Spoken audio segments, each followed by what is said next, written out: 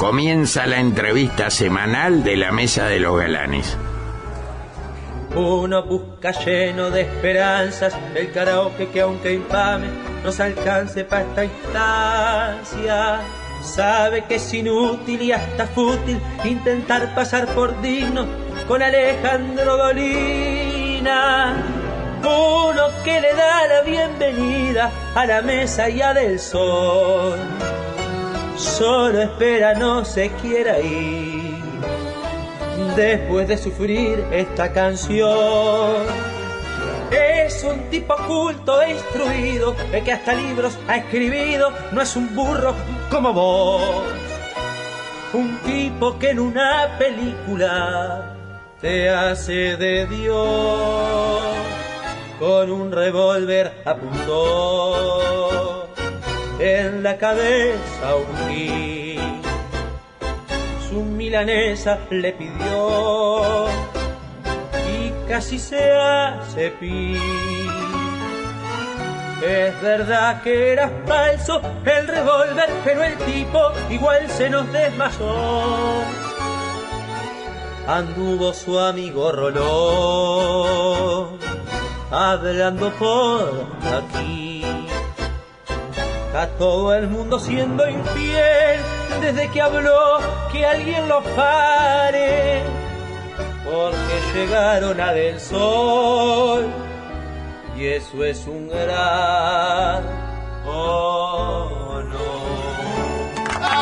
Abre el ciclo de entrevista 2018 nada más y nada menos que Alejandro Dolina.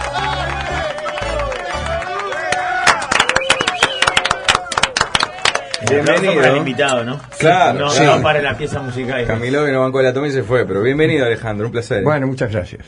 ¿Todo bien? Bien, sí, claro. Preguntaste recién quién era el que cantaba. Noté cierta molestia. O sea, nosotros nos damos cuenta, lo escuchamos todos los días. Pero había como una... Él hizo lo mejor que pudo. Pero no, es una especie de homenaje. Lo que pasa es que eso es lo que... Yo no aprendí todavía qué cara poner ante esas circunstancias, ¿no? ¿No te ponen como cuando te adulan o te elogian, realmente no, porque uno teme no estar a la altura, no estar suficientemente emocionado, suficientemente agradecido. Y si uno lo agradece en serio, parece que uno se cree que lo merece. Entonces, no es un punto cómodo para comenzar, ¿no? No para comenzar este programa, digo, para comenzar cualquier relación. A uno le hacen un homenaje, le entregan una copa de no sé qué y uno la recibe como si la mereciera. Y al mismo tiempo que te la da, dice, ¿y este quién se cree que es? Emocionate un poco más, claro. Alejandro, ¿sabés qué hoy? O emocionate un poco más o no te la creas tanto. Sí. El equilibrio es difícil. Yo no encuentro. En la última presentación de La Venganza Será Terrible de la nueva temporada se te presenta como el único analfabeto que todavía no ganó un Martín Fierro. Es buenísimo. Eso también habla un poco de méritos y merecimientos. Eso en realidad no es un comentario acerca de mí, sino acerca del Martín Fierro. Es que no es lo mismo que decir que...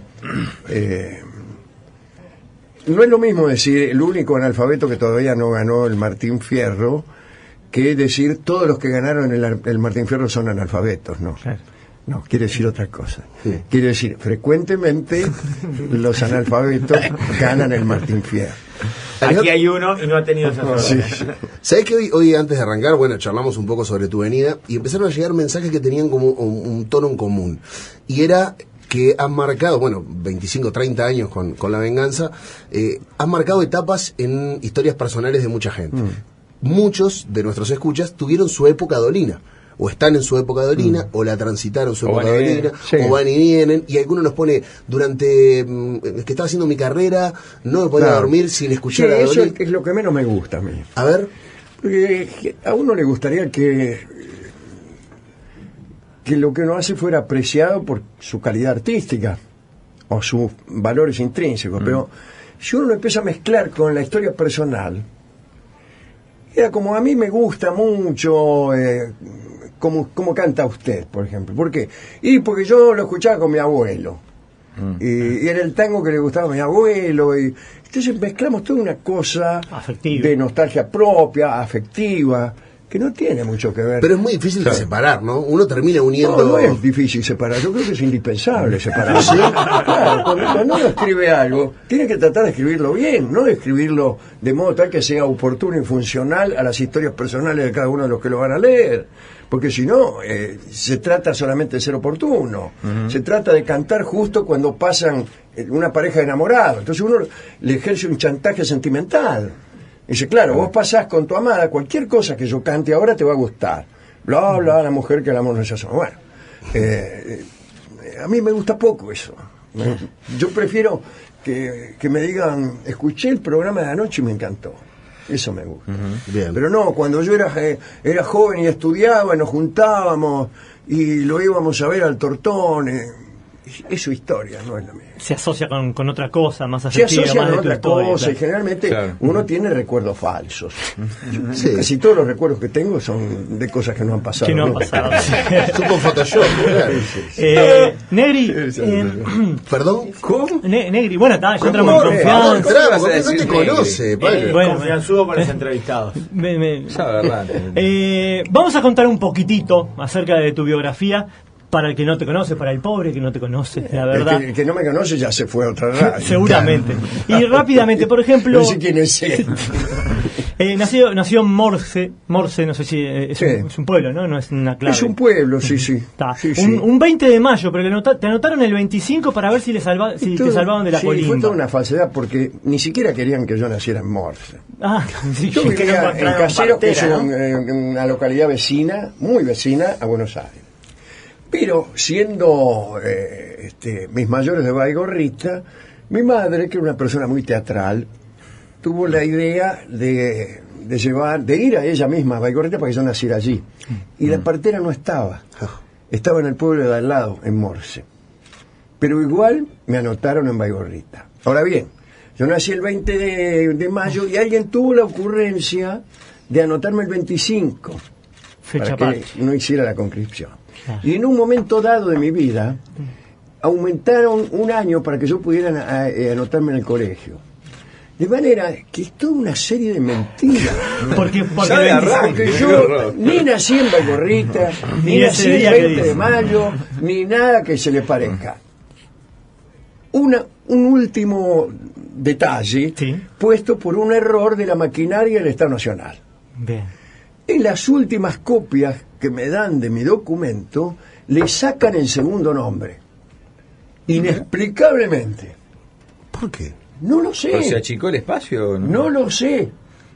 Yo voy a buscar el documento único de identidad en su nueva versión y ya no me llamaba más Ricardo, lo cual, si bien se mira, no deja de ser un adelanto, ¿no? Uno de los pocos progresos que he experimentado en mi vida últimamente es el Claro, haber pero fue, dejado de llamarme. fue voluntario. Pero le juro que es cierto esto.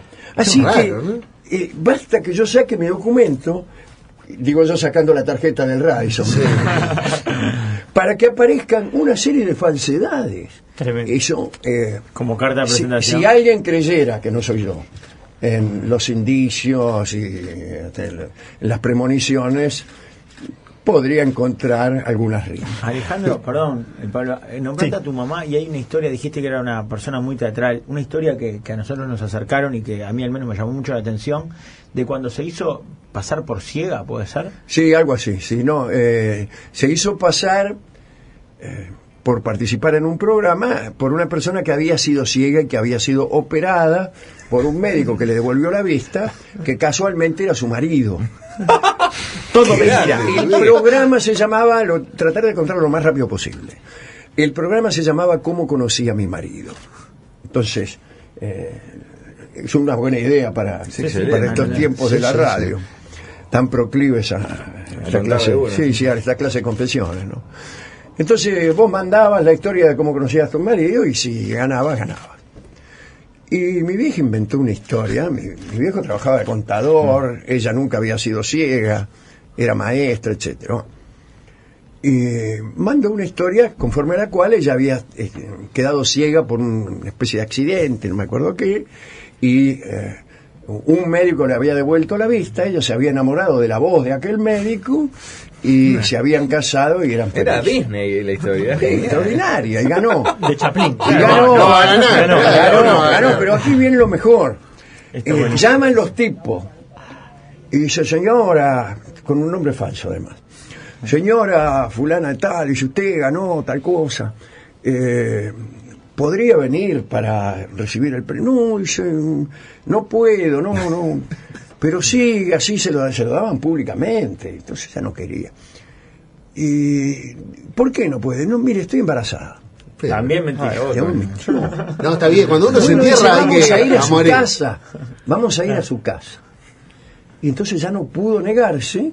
Vinieron a casa, a mí me confinaron a la cocina, me encerraron en la cocina y me dijeron, vos no salgas. Con tanta mala suerte que en medio de esa entrevista, ¿no? Tu madre con un almohadón en el... Mi madre con un almohadón embarazada, asistida por mi tía, engañando a los Qué tipos. demencia. Y en el medio aparece mi viejo que no Charan. sabía nada. Ay, no le habían Que contado. no le habían contado. Y el tipo cayó, mi tía lo fue a buscar y le dijo, vos callate y no digas nada, anda para adentro. Entonces mi viejo llega a la cocina y me pregunta qué es lo que está pasando. ¿Por qué estás escondido en la cocina? Esa es la historia. Como se te escucha decir, el buen mentiroso logra que su mentira, por ejemplo, soy médico, para levantarte Claro, a una muchacha, ¿no? El buen mentiroso estudia medicina. Y va y termina estudiando Claro, medicina claro. para recibirse, Sí, sí, ¿no? sí, sí. Claro. Así fue una cadena de mentiras.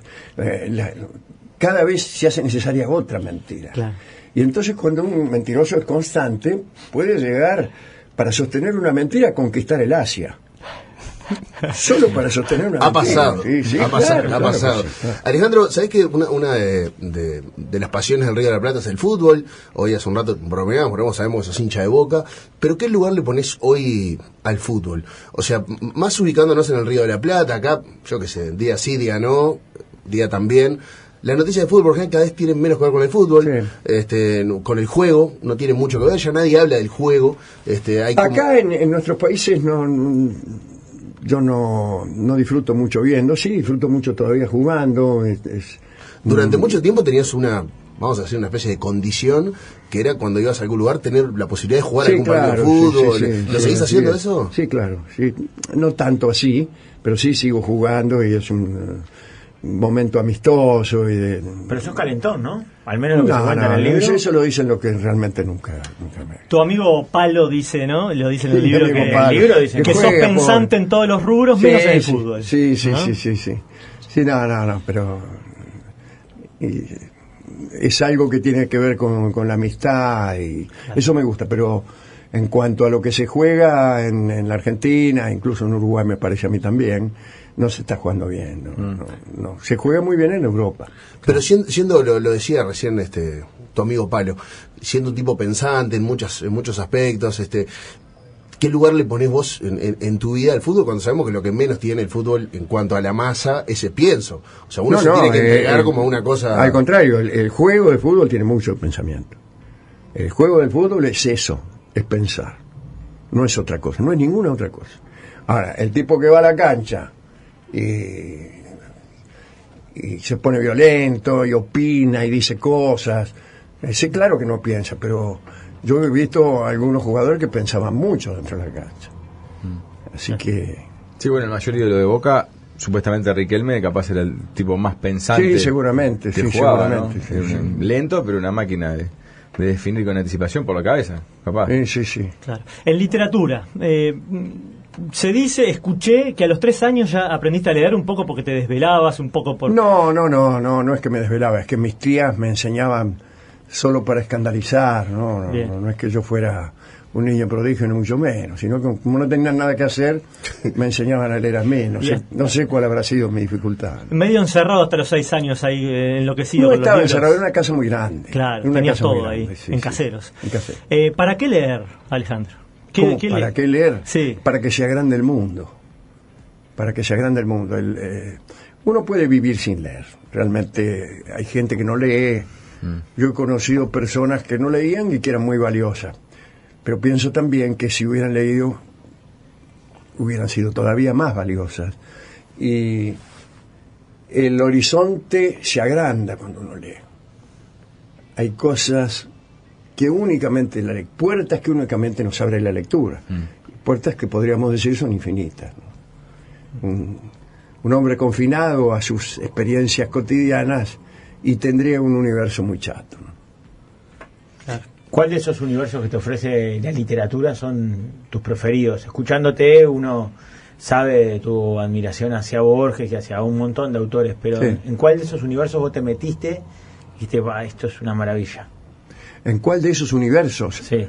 ¿Cuáles serían? Borgiano, por ejemplo. Sí, en cuanto a autores, evidentemente, sí. Sí, yo soy...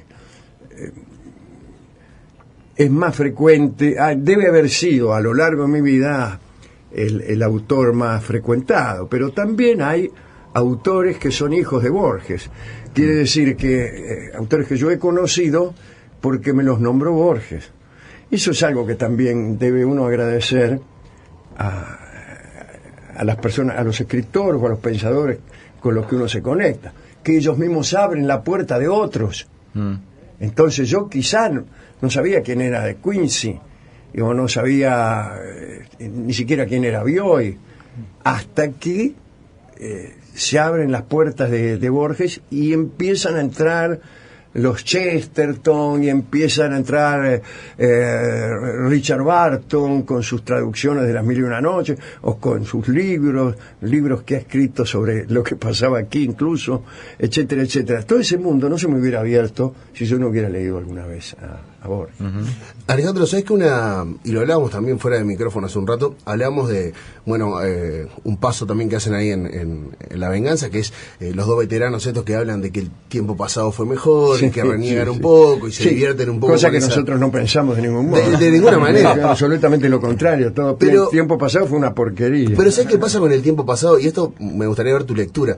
Creo que, por ejemplo, los referentes de tiempos pasados, por ejemplo, en la literatura, en la música, se han ido corriendo. Uno puede percibir, por lo menos en la ciudad, en la sociedad montevideana, la falta de los intelectuales, sí, claro, que ya esos espejos, esos referentes se corrieron hacia ambientes más superficiales, por decirlo de alguna manera. No tengo duda de que en ciertos aspectos la realidad es peor. Evidentemente, cuando uno se imagina, si hablamos de literatura y de arte, la ciudad de París entre las dos guerras del siglo XX, y empieza a notar los tipos que andaban por ahí, desde los grandes pintores y los Picassos y los grandes escritores y los músicos, y uno dice, por ahí andaba Stravinsky y por ahí andaba fulanito, y ahora tiene 1, 2 o 3 nombres.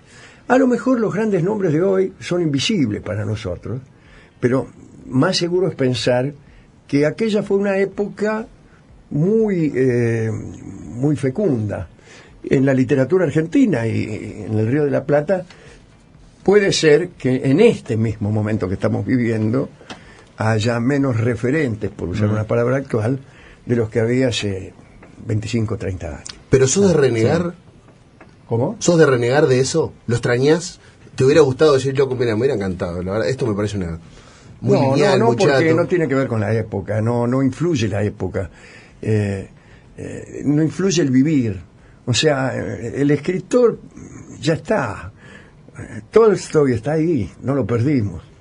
Borges está ahí, lo podemos leer.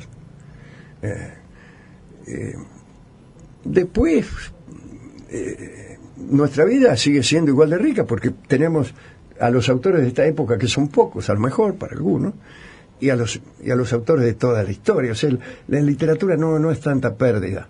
La pérdida se da en otro campo, ¿no? Esto quiero decir. Claro. Un escritor está siempre. Claro, y Alejandro, de las nuevas tecnologías, ¿cómo te afectaron en tus consumos culturales? Así como hay gente que se desarrolla en blogs o gente que son youtubers y que a veces nosotros ni siquiera con 30 y poco, 40 años logramos agarrar esa movida. No, claro. ¿Vos ahí cómo te has subido? ¿En qué lugares te interesan? Yo no soy evidentemente un experto, pero sí aprovecho eso. Cuando yo tenía 18 años y quería saber quién era Máximo Planudis, y tenía que pasarme 5 años interrogando personas, porque no había otra manera. y ahora tardaría 10 segundos, salvo que los errores inevitables, ¿no? Por ahí resulta que te da con un hotel. Pero en general es algo que para la persona que estudia o para el que es curioso, el que no puede estar mucho tiempo sin una respuesta, es una manera de... Sí. Yo creo que está hecho para calmar ansiedades, antes que nada, pero está bien, porque la ansiedad de saber es una ansiedad, y es una ansiedad positiva. Ayer entré a hacer un programa, uno de los conductores, Gonzalo Delgado, decía que a él no le gustaba esta cosa de que hoy cualquier discusión en reuniones sociales se acaban de inmediato porque alguien ansioso, ¿no?, dice, es tal cosa. Entrando a Google. Entrando a Google con el teléfono, que ya antes era una computadora, ya ni eso. Que se ha perdido el poder del debate. Y aparte, eso depende acerca de qué discuta uno. Parece que siempre discuten sobre cosas que otros ya saben. Si la discusión es cuál es la capital del Paraguay, sí, terminan así. En cambio, no hay dos opiniones. Si la discusión es cuál es el alcance del Estado, ese no es el final de la discusión, sino el principio. Claro. ¿Y sobre la mutación del lenguaje con la llegada de las redes sociales? Te lo pregunta alguien que sacó una revista que se llama Un Huevo y le sacó la H porque para él tiene que haberse borrado en un momento. Y claro. Vos la conocés muy bien porque un día te llevé un ejemplar. Tal vez no te acordás. Dijiste, nos ha llegado un huevo y la mitad del otro. Sí, a mí no me perturba tanto eso. Desde luego, todos sabemos a estas alturas que el lenguaje es mudable, y entonces defender su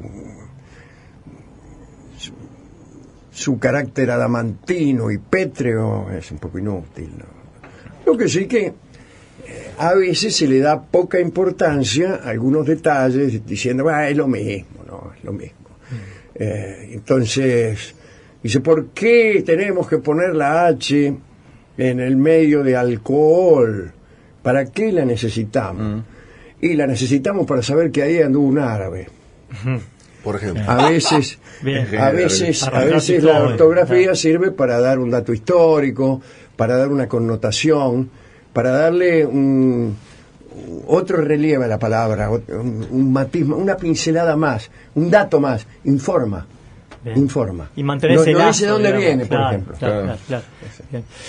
Yo te quería preguntar acerca de estas mutaciones que estamos viviendo y estas transformaciones. Hace poco un ex compañero quizás próximamente, como es Coco Siri, estuvo hablando de la deconstrucción de su discurso, de su lenguaje y hasta de sus shows, a partir de una sensibilización a la que él se acercó con respecto a la valorización de la mujer.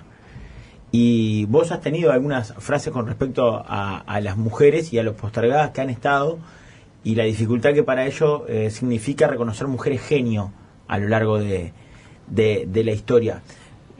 ¿Vos también tenés que deconstruir el discurso? No, yo he sentido muy tempranamente esa sensación. La he vivido en algún caso dramáticamente también. Y yo me he criado en un barrio donde las tintas en ese sentido estaban muy cargadas. Entonces he visto no solamente la injusticia histórica que ha padecido la mujer, sino también he visto los abusos. De manera entonces que no he necesitado que una moda viniera a golpear mi puerta. Yo conocía eso y me afectó desde chico, y cualquiera que escuche el programa sabe que nosotros somos la rama femenina de nuestro partido. Alejandro, ¿sabes qué? La semana pasada estrenamos una sección acá. Estamos viviendo, creo que Argentina y en especial Buenos Aires lo vive hace más años, pero en Montevideo se ha generado una corriente migratoria de centroamericanos, dominicanos, puertorriqueños, panameños, cubanos, venezolanos. Bueno.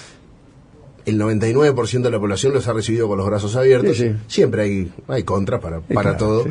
Pero con esto nos hemos vuelto a preguntar una cantidad de cosas el uruguayo. Lo primero que pregunta es, ¿por qué te viniste a Uruguay? Pero con un tono cargado de negatividad, como diciendo, loco, ¿para qué te viniste para acá? O sea, si acá está.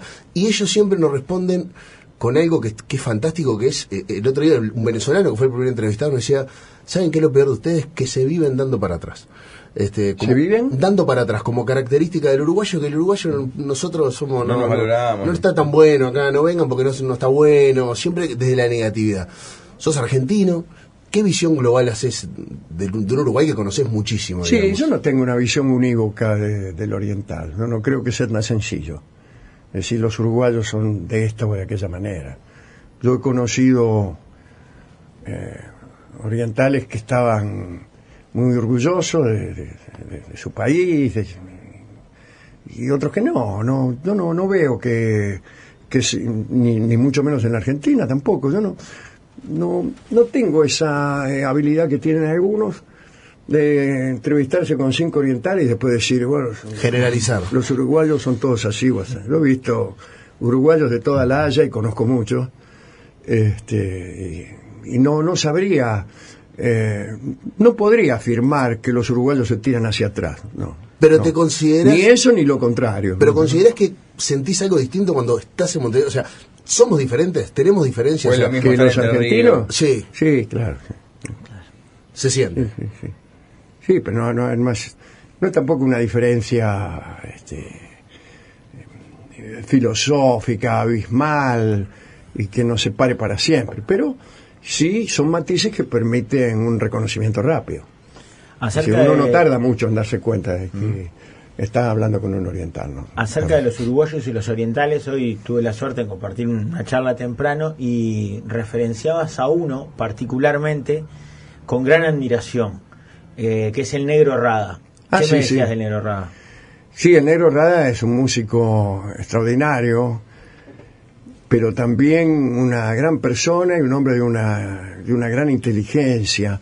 Una inteligencia que se revela, por ejemplo, en el gusto por los ritmos complejos. Para disfrutar con eso hay que tener una mente muy compleja también.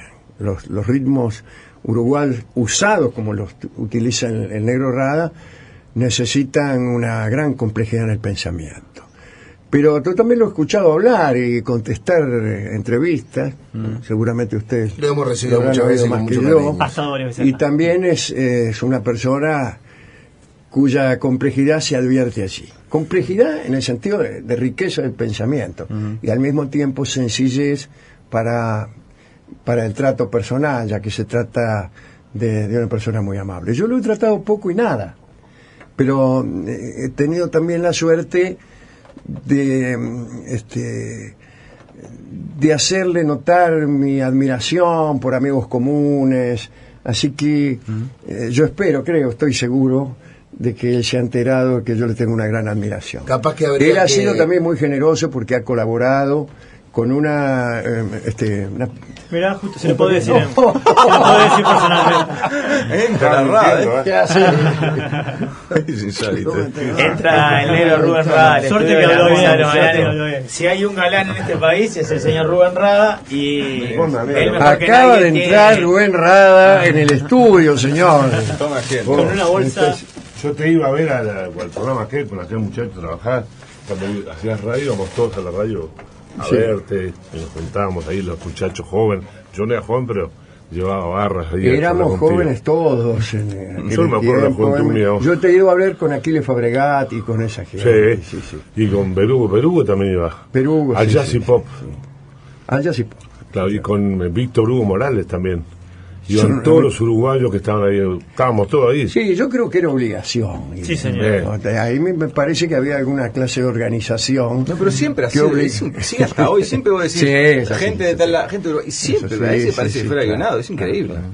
En eso hay una diferencia, evidentemente, ¿no? Los argentinos no tienen una conducta tan unívoca, ¿no? Si vamos todos hoy, que es el día, los argentinos van uno para cada lado, no se sabe. No, pero se había puesto, porque yo recuerdo cuando era joven, íbamos a las radios, Radio Carve, acá hay otras radios donde había el lugar donde se tocaba música, claro, y se hacían conciertos, todo con los shakers, estuve en las radios tocando, rompían, rompan todas, rompían toda la radio, un desastre, y era importante tener un programa con con un conductor y hablando ahí. Y nosotros íbamos a ver, pero iba cantidad de gente a la radio. Cuando empezaste ahí era muy, ¿cómo se llama el conductor que estaba contigo? No era yo. No era yo, era No, ¿cómo se llama? ¿Vos estabas con un...? No, estaba con Castelo, pero no hacíamos eso. Yo iba a una barra de muchachos. No, yo iba a ver eso, pero iba como, digamos, como Miranda, ¿no? Como Mirón. Yo no he sido conductor de... ¿Sabés que hoy hablábamos de la afición por el tango y te contaba que el Negro editó en los últimos años unos cuantos trabajos de tango y vos hablabas del virtuosismo vocal de Rubén, que le permite interpretar lo que se le antoje.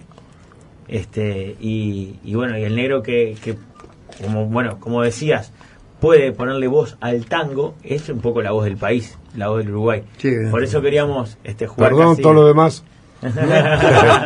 Queríamos jugar como esta especie de trampa de traerte y acercarte. Alejandro es el gerente de sorpresas de la radio. Sí. Entrar alguien por la puerta. Hasta ahora no ha habido otra cosa que sorpresa. Hacemos un pequeño corte y bueno, y seguimos charlando con esto de vino. Ahí para hacer el candón me regreso. Claro. Y qué hermoso privilegio. Y ahí para armonizar. No, vamos a dejarlo, nosotros no vamos a hablar encima de él. Vamos al aire por las muchachos, sigan Y ustedes. teníamos el tango de Drácula también. De tanto y tanto quererla, me ha entrado miedo de morderla. Estaba desesperado el tipo. Por recién estabas contando, Rubén, que el candombe, que nosotros nos comemos un cuento, en realidad es un estilo que puede tocar cualquiera, ¿no? Claro, le contabas la idea de Jagger al Lobo Luis, claro. glorioso. El candombe está en uno. Todo lo que sea, chacaraca, cuando suenan los tres tambores, ¿y dónde estoy? Claro. Es muy fácil. Sí. Hay gente que se extravía el segundo compás. Claro. Nunca más. Decía Lipiker, ¿te acuerdas Lipiker, el gran director aquí? Sí, claro, Santos. Marco 4 y entra en cobarde, decía el tipo, no entra. Bueno, el que no entra se le mueve la madre, cosas así, decía Lipiker, una cosa increíble.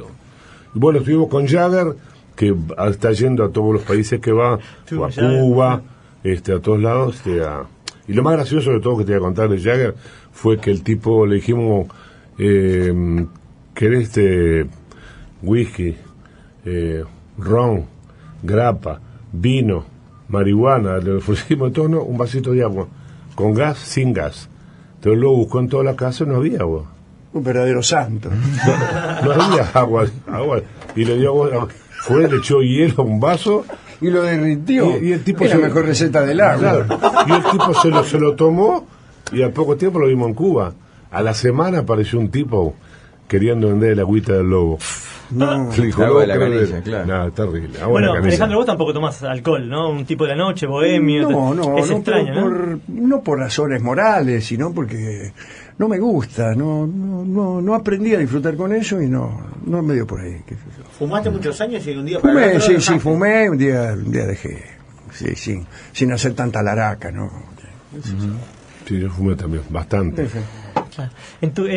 Porque claro, te encontrás con un músico y empiezan a salir, a parirse canciones así. Claro. Sos un tipo de radio, sos un tipo que ha escrito libros muy, muy vendidos y muy queridos. Pero cuando te preguntan a ver cómo te definís, vos decís que no te gusta definirte porque es como encerrarte. Primero, porque uno no sabe quién demonios es. Claro, ¿quién va a saber? Y segundo, porque uno no es todo el tiempo la misma persona. Es un tipo que juega al billar, que va así, soy billarista, que está todo el tiempo haciendo carambola. Ahora, mi pregunta es cómo no te definís. ¿Qué cosas no soy? Eso sería más fácil, pero no tan divertido, ¿no? Habría que agotar libros y libros diciendo todas las cosas que no soy. Claro. Villarista. Yo no soy casi nada, Claro. No. De tu admiración por el tango. Una definición tanguera podría ser no soy batidor, por ejemplo. No está mal eso. Sí. No ser alcahuete es un logro. De tu admiración y tu afición por el tango y aprovechando la presencia de Rada para esa vieja frase que dice el tango te espera y a todos ya nos ha agarrado. ¿Cuál considerás vos, y también le extiendo la pregunta al Negro, esos autores fundamentales que quien entra en el universo del tango debe detenerse y analizar? Son gardeliano. Sí, para mí el tango comienza con Gardel y termina con Gardel. Y en el medio están todos los otros que hay que disfrutarlos también, ¿no? Pero yo soy antes que nada gardeliano. Yo también. Sí, sí. A mí me gusta Gardel más que nadie. A pesar de Gardel a Blanco, yo lo quería igual, ¿viste? ¿Sí? Digo, si uno es morocho, no está tan mal. Te cuento algo, con los Shakers, que ganaron cantidad de plata, la gastaron toda, armábamos sillones, todo así, y comprábamos películas Super 8, y veíamos Cuesta Abajo, El Día que Me Quiera, y entonces Gardel decía, usted ve Corporobeta, Rocabora, y le sacamos toda la onda de hablar, un genio, fue un actor, una cosa increíble, y sus ojos se nos caían las lágrimas, ¿no? Yo así lo amo a Gardel, y acá en Radio Ariel, viste, escuchamos todo desde las 7 de la mañana hasta la noche, meta tango y tango. El tango Gardel fue mi primer ídolo. Ahí fue cuando empecé yo a sentir la música en la calle. Por eso tengo un candombe para Gardel. Qué lástima que no lo conocí, viste, para poder cantar un candombe con él. Yo lo amaba. Y Tito Luciardo, lo amé. Y en el medio están los otros. A mí me gustan otros también. Pero Rivero, mi segundo ídolo. ¿Sabes que me gusta Rivero. mucho a mí Charlo? A nadie importa que soy yo, de dónde vengo. Y si alguno se me suena que me pregunta cuánto tengo, mira los trapos que delatan mi pobreza de hoy, y en esos trapos ve la gente cuánto valgo y quién soy, pero no importa para mí que lo he vivido, yo sé todo lo que he sido, lo que nunca más seré, si pensar alguna vez... Hermoso, se olvidó. Era un gran autor, Charlo, también. La muchachada de bordo con Sandrini, ¿te acordás la película aquella? De Charlo. No, Puerto Nuevo también. Puerto Nuevo. Ahí canta Olvido. En Puerto Nuevo canta Olvido. Ferrer, Piazzolla. Ferrer ha sido un gran amigo y maestro para mí. Yo lo he querido mucho y lo extraño mucho. Lo extraño mucho porque es como si me hubieran sacado la seguridad. Yo antes, cuando no sabía algo, lo llamaba a él y se lo preguntaba. Y estaba seguro de que lo sabía todo. Tener un amigo que lo sabe todo. Sí, y no solo sabía todo acerca del tango, sino que sabía todo acerca de la poesía, acerca de Picasso, acerca del misterio del arte. Era un hombre sabio y generoso. Y ahora no sé a quién preguntar. Yo hice acá con él que fuimos un dandy, ¿no? Sí, claro que sí, los últimos años. Sí. Hicieron acá el sobre Dandy, un tipo divino. Pero aparte, musical. Verlo con la elegancia, con esa florcita acá, loco, qué cosa divina. Alucinante. Eso, Alejandro, también a Rubén, ¿no? ¿Cómo les pega a ustedes que ya tienen una carrera gigante, ¿no? Cuando empiezan a caer soldados de generaciones mayores que admiran, o también las balas empiezan a picar cerca? ¿Duele cada vez más? Esperá esta tarde que te cuento quién va a morir, porque se está haciendo todo. Uno no puede mirar para otra parte sin que a nuestras espaldas caiga alguien redondo. Es tremendo, ¿viste? Pero para eso no necesita uno ser artista. La angustia ante la muerte. Sí, hay un momento que están todos. ¿Sabes que yo tenía eso desde chico? ¿Sí? A mí cuando me contaron que la gente se moría, dije, no, está todo mal. ¿Por qué? ¿Por qué? ¿No? La vida era tan hermosa, veía yo las cosas, cada cosa nueva era un descubrimiento. Me imagino yo que tenía 3 años, 4, qué sé yo. Y un día dice, no, porque se murió. ¿Cómo se murió? Sí, quite la muerte. Habré preguntado, qué sé yo. Nunca más fui feliz.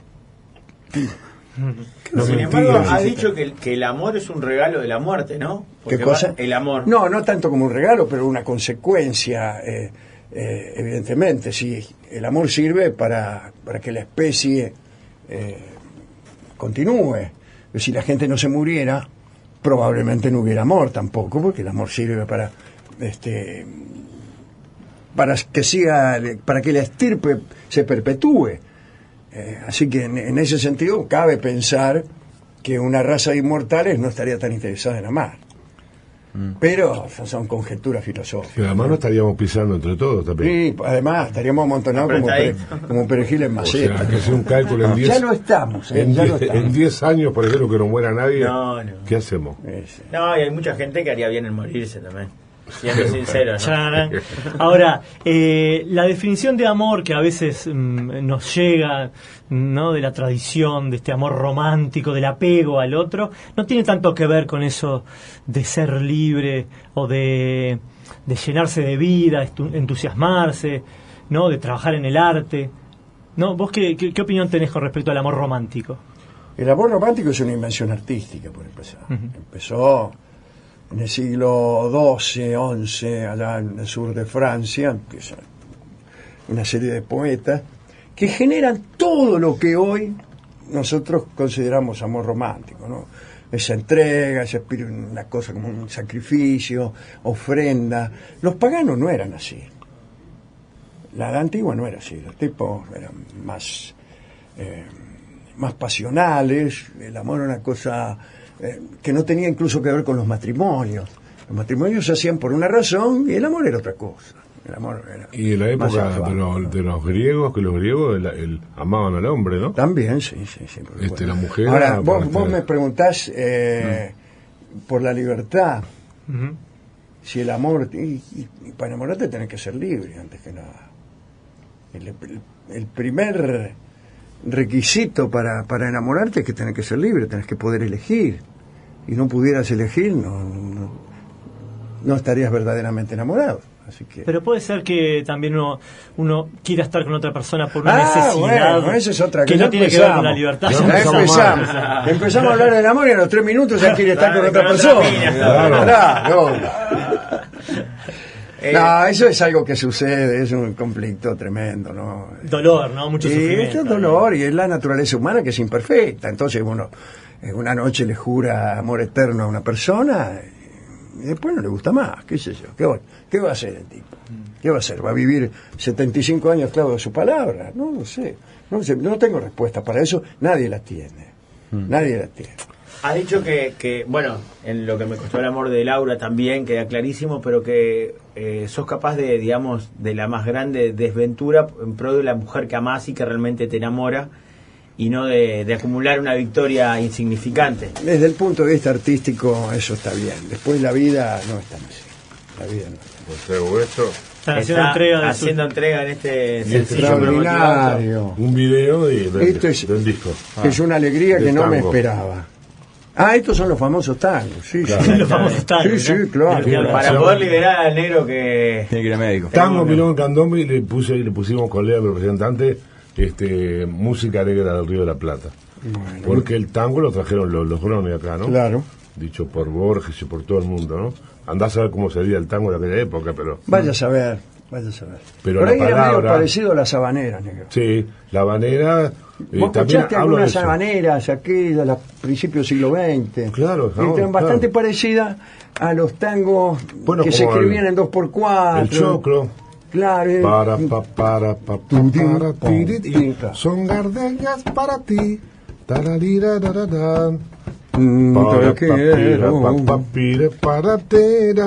Es una manera típica. Y venían los cubanos. Divino. Claro. Qué maravilla de clase estamos presenciando en vivo y al ladito. Del otro lado del vidrio festejan como si fuese un gol. Negro, muchísimas gracias. Hacemos la última pausa, Alejandro, no te molesto más. Bueno. Tengo que ver cuando se llame para el bobo, ¿viste? Para el lerdo. El bobo. Sí. Hay que ver qué pasa, a ver si está negro. ¿Pero qué te anda pasando? El tipo va a ver qué pasa. No, tengo que viajar a México el lunes. Entonces, por las dudas, fui a ver cómo está el expediente. Fenómeno, claro. Y te hacen de todo. Me hacen tomar un líquido blanco, ¿viste? ¿Para qué soy negro yo? Para todo te dan un líquido blanco. Para todo, sí. Es terrible. Gracias, negro. Bueno, una alegría de verte, te quiero mucho. Nos vamos a ver más largo y más por favor. Bueno. Y pasar unas noches acá lindas charlando contigo. Claro que sí. Como que yo iba a la radio a verte a veces y de repente me escondía, pero llevaba a mis amigos. ¿Qué cosa? ¿Cuánta gente que ha hecho eso? ¿Por qué? No, está bien, yo lo entiendo. Me da vergüenza parecer. Yo haría eso si fuera grande como él. Y eran momentos divinos, momentos pasados, momentos divinos, realmente.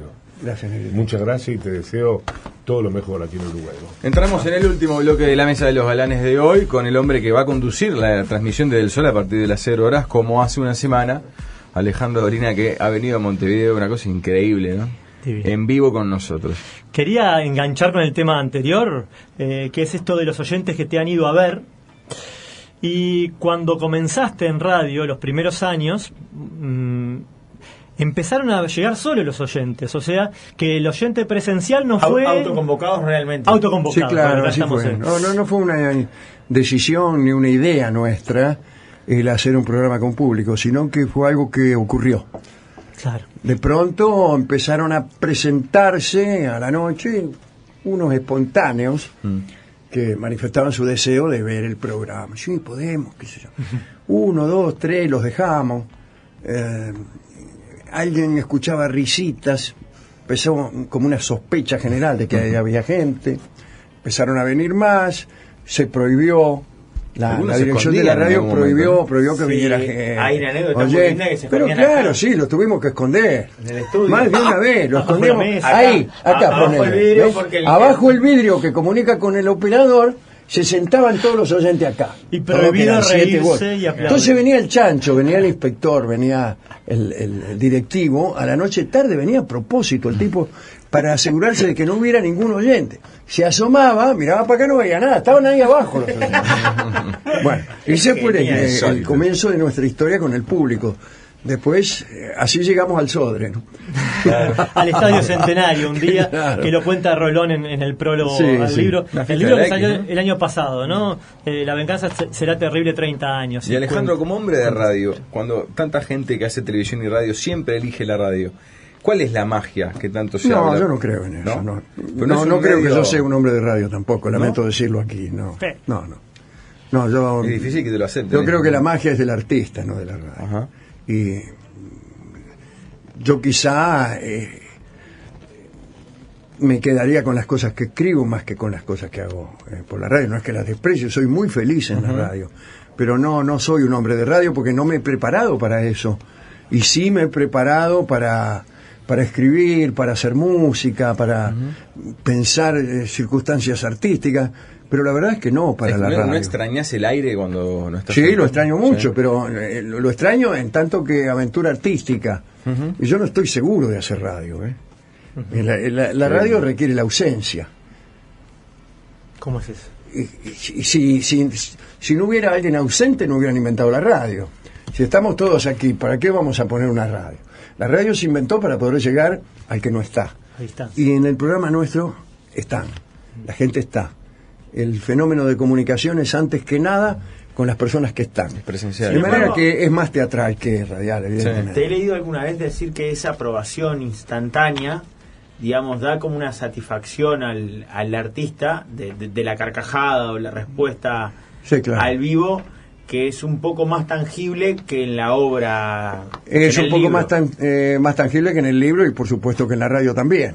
Pero en la radio al rato llega también, Claro. Porque el tipo llama por teléfono y dice, estoy escuchando acá en Soriano, en fin, etcétera. Por ahí en el si tardan 4 años. Si es que llega alguna vez, ¿no? ¿Cuál es el rol del humor, si es que tiene uno o si es que alguna vez te lo planteaste en los tiempos que corren y nos corren? Y a mí me parece que es demasiado, ¿no? Estamos todo el tiempo haciendo chistes, haciendo gracias. Yo creo que el humor es como la sal. Dañan, decía Sor Juana Inés, dañan su sobra y su falta. Cuando falta humor, nos molesta un poco, pero cuando sobra humor, parecen personas chistosas que están todo el tiempo haciendo chistes, preguntando si sabemos cómo le dicen al ministro de Economía. Qué sé yo. Bueno, pero creo que en tu país es más que acá, ¿no? Porque hasta allá los informativos centrales tienen esa cosa de... Sí, somos en todos Argentina son divertidos, todos piolas. Sí. Acá se mantiene todavía un No, poco acá esa- hay un poco es que es necesaria cierta seriedad, aunque más no sea para un efecto terciopelo, como es necesario el terciopelo para mostrar diamantes. El terciopelo sirve como fondo. Entonces los diamantes forman constelaciones. Muy lindo ver un diamante sobre un terciopelo. Se luce. Ahora, 1000 diamantes dentro de un tacho es una porquería. Claro. Y un chiste atrás de otro. Y además esto de que el humor da vuelta a las cosas, precisás que las cosas estén de una forma para dar las vueltas, Sí, ¿no? O sea, claro, sí. que si el sí. humor Tiene toma... que andar buscando escribir 6 páginas para encontrar un chiste, para justificar un chiste es demasiado, ¿no? A veces es preferible renunciar. Yo le decía a algunos compañeros, traten de renunciar a algún chiste. Porque en esta especie de conventillo así que suelen ser los programas de radio, como el nuestro también, ¿no? Que los diálogos, hay una impronta humorística. Nuestro programa es humorístico. Sí. Es humorístico. A mí me molesta más que el humor esté en todas partes, no solamente no. Pero bueno, es un programa humorístico, pero tiene muchos costados de detención. Nos detenemos. Y a veces en el diálogo aparece la oportunidad de hacer un chiste. El buen humorista, de 10 oportunidades que se le presentan, aprovecha 2 nada más. Las otras las deja pasar. ¿Cuánto te cuesta en la sociedad en la que vivís, en el país que vivís y con esta famosa grieta, hacer algo y que no te califiquen de estar de una de las dos que veredas? Busquen intencionalidad todo el tiempo, ¿eh? Bueno, a mí no me importa que me clasifiquen, porque efectivamente estoy en uno de los lugares. Lo que trato de hacer, o mejor dicho, lo que es verdad, es que yo no trabajo de eso. Yo no trabajo de peronista, ni de opositor al gobierno, ni me levanto todos los días pensando a ver qué cosa voy a escribir en contra del gobierno. No, yo soy un escritor que busca algunas relaciones, algunas ideas para que la gente vea cómo se piensa, si uno tiene suerte, ¿no? O un tipo de la radio que también busca lo mismo, alguna manera de repentización que pueda resultar graciosa, pescar alguna idea que pase volando. Eso hago. Yo trabajo de eso. Después, si surge la conversación, podría decir lo que pienso del neoliberalismo y de cómo necesita el neoliberalismo de la pobreza. Eso lo podría decir. Lo has dicho asociado a la meritocracia, incluso eso. ¿Cómo? Que lo has dicho asociado a la meritocracia. Sí, claro. Bueno, todo eso lo puedo llegar a decir, pero yo no trabajo de eso. Entonces, si alguno dice que soy peronista, yo digo que tienen razón. ¿Y qué es ser peronista? Y si alguno dice que trabajo para los peronistas, le digo que no tienen razón. ¿Qué es ser eso? Porque en Uruguay muchas veces nos surge una confusión, ese fenómeno del peronismo argentino. Es Menem, es de la Rúa, es Dualde, es Kirchner. No, de la Rúa era radical. Sí, está bien, claro. Exacto. ¿Y qué es ser peronista con todo el combo? Que te escuché alguna vez. Sí, es peronista con todo el combo, haciéndose cargo de toda la historia, de todo lo que ha sucedido. Y algunas cosas son lamentables y otras son extraordinarias. Pero básicamente ser peronista es una forma de ver el Estado Nacional como un elemento de ayuda a los que menos tienen. Es una de las tantas maneras que hay en el mundo de ser progresista, estar a favor de los que la pasan mal, ¿no?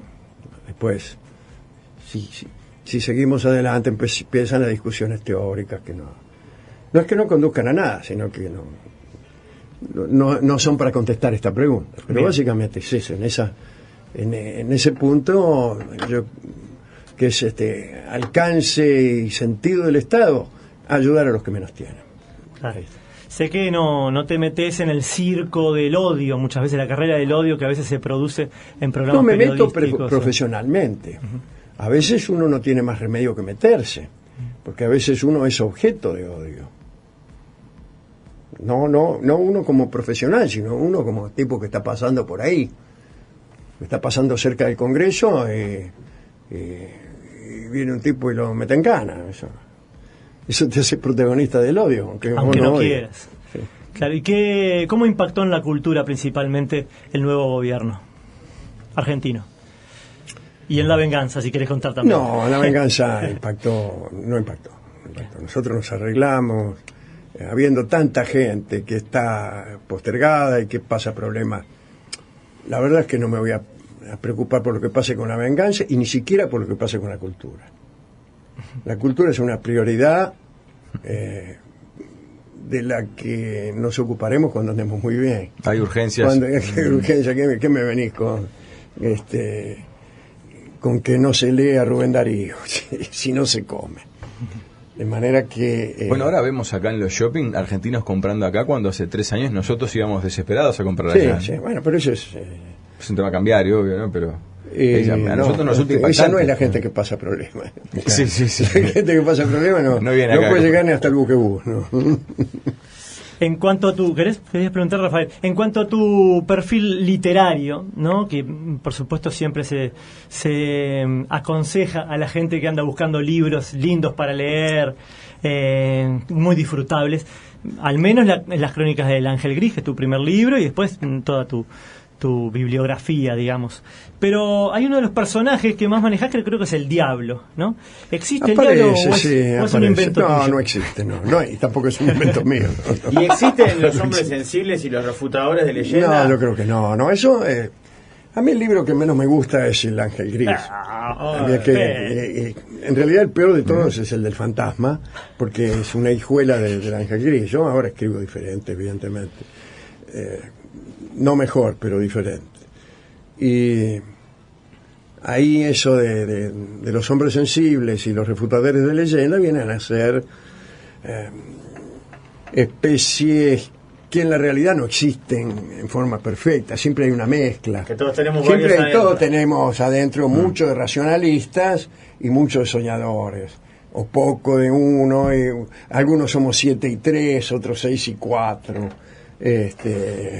Y los 10-0 únicamente existen en los loqueros, me imagino yo, como diría Aldous Huxley, ¿no? Nosotros podríamos jactarnos de, no sé si un 10-0, pero sí un quizás 9-1. Es este señor que tengo a mi izquierda, es Pablo Aguirre Sábal. Hombre sensible, ¿no? Hombre sensible, claro. Realmente. Es político también. Y también es político en un partido autoconvocado y que tiene a él como máxima y única figura, lo que lo convierte a su vez en toda su masa partidaria y el principal candidato. Sí, así mismo. Las asambleas se le complican porque... Y es en realidad uno, si respetara todas sus convicciones, todas, absolutamente todas, y no cediera en ninguna, tendería hacia esa soledad. Bueno, él es coherente entonces. El nombre es muy pintoresco, se llama el movimiento político, es Viva la Vida, se llama. Es real, Viva la vida no es un mal consejo. Por más que parezca redundante. Y aparte músico... Bueno, con todo respeto por la música. Pretensiones por favor, no me digas musicales. Músico delante de Dolina. Claro. Político sí. Me va a salir. Tiene una canción para regalarte y por 2 años, sí, por 2 años, sí. Para regalarte y agradecerte de esta manera, aunque deberíamos agradecerlo de otra mucho más gratificante y digna. Muchas gracias. La visita a Alejandro. Muchísimas gracias. Dice, porque podría ser ministro o bien gerente de medios, porque podría ser ministro o bien gerente de medios, pero a él le gusta cantar y para eso no hay remedio. Dolina doblaba una esquina, chocó con el diablo y ahí negoció. Transó para estar en la radio 1 año y ya van 30 y aún no paró.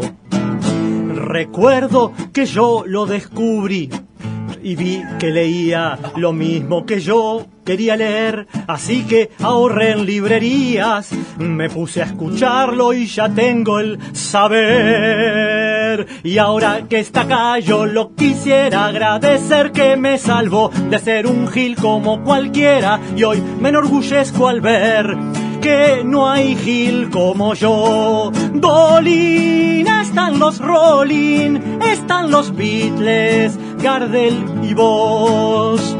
Dolina, tus oyentes son de esa gente que cuando se va a poner a trabajar, Dolina, te han seguido por tantos medios y hoy te siguen en Del Sol.